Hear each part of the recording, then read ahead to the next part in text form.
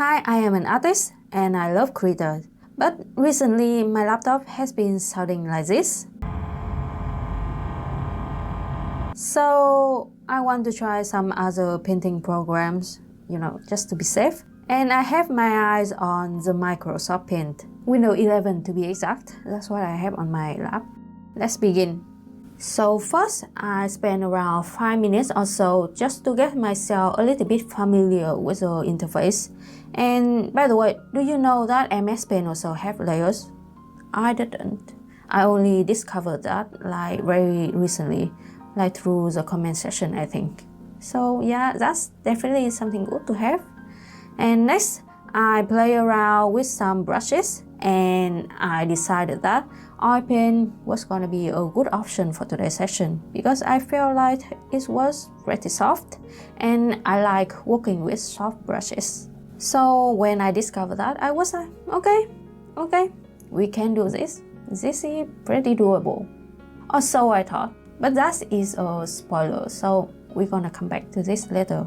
Anyway, here I was trying to import the reference photo into MS Paint, and I foolishly thought that it would import as a new layer on my existing file, just like Krita. But no, it did not. It just import the reference as the photo itself. And it's okay, I could just resize the canvas. It was not a big problem. And also here again, I discovered that I could not transform the images while keeping the same proportion. And it's okay too. I can live with that. Not really, but... And by the way, do you ever try to pick a color in MS Paint before? Without using the color picker? No? Okay, let me show you how. The first step, you have to click on this color circle thingy with a plus, and then a small floating window will appear. And next, you have to choose the color by adjusting the hues with this thingy and the value with this thingy.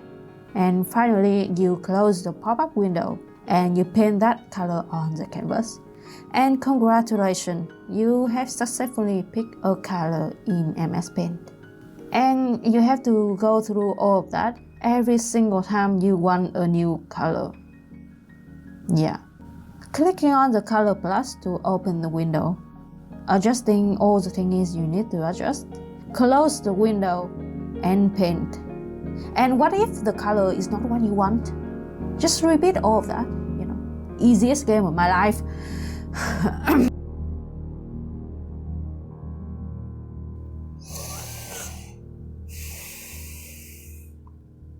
So yeah, that's where past me encountered our first problem. The picking color process was just a nightmare. So I did a very bad job of matching the color to the actual color on the reference photo. But I was already sick of that, so I just proceeded to the painting process, which in hindsight may be not a good thing to do, but I just can't. And to be honest, I really don't know what stopped me from using the color picker directly on the reference photo. I don't know, maybe it's just my stupid pride as somebody who has never done that before, so I don't want to break that today. Let's just pick the color directly from the reference photo.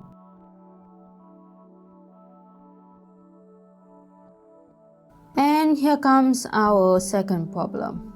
The blending the colors. And at first, I really didn't think that this was gonna be a problem at all, because usually I just need a quick access to the color picker tool for my blending technique. And we have that here, it's the I key by the way. However, the problem is that I also need a brush that can adjust opacity with pen pressure to do that kind of blending. And here's a little explanation by the way. What I usually do to blend is that I will light-handedly paint over color A with color B, and I will color pick the overlap area and use that color to paint over everything and rinse and repeat until we have our desired result. But here though, there's really no brush that allows that kind of opacity adjusting. The closest thing maybe is a marker brush, so I have to switch from the oil paint brush I chose in the beginning to that halfway into the painting, because otherwise the blending may be a little bit too hard to do. So thanks to that, we can paint this pretty wonderful looking shadow of the lemon. And I also think that is maybe the only good thing that came out today's session, but it's just my personal opinion, so yeah. And oh yeah, by the way, do you remember why I wanted to try MS Paint in first place? Because of my laptop? Well, that didn't really work out because my laptop was sounding like this during the recording section. So I decided to take a little break for both my own sanity and also my laptop's sanity. Welcome back. Let's just pick the color directly from the reference photo. What's Pride? What? Who is she? I don't know her. Yeah, so the combination of doing a bad job choosing color and having a hard time blending all of those colors together resulted in everything was bad, basically. So I decided to at least fix one of those things in the hope of improve thinking, even if just a little. So yeah, I succumbed to the temptation and I picked color directly from the reference photo. And honestly, when I did that, I was really embarrassed for how far from accuracy everything is, especially in terms of value.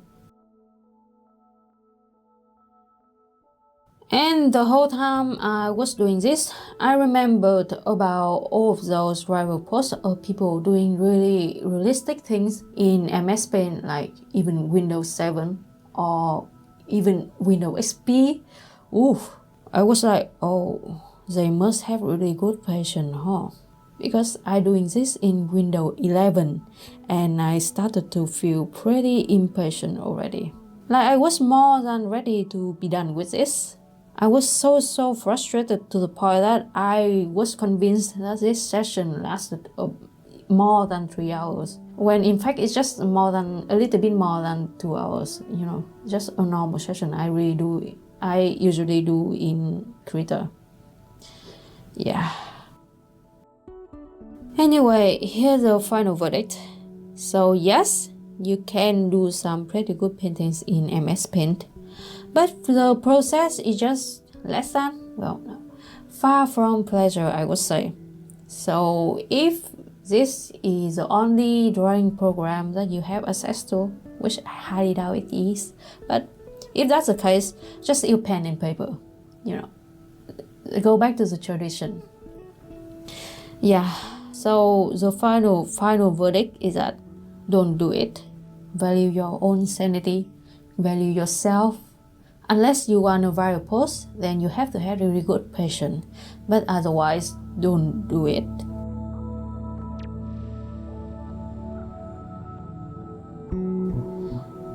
Okay, thanks for watching. Have a good day or night and see you later.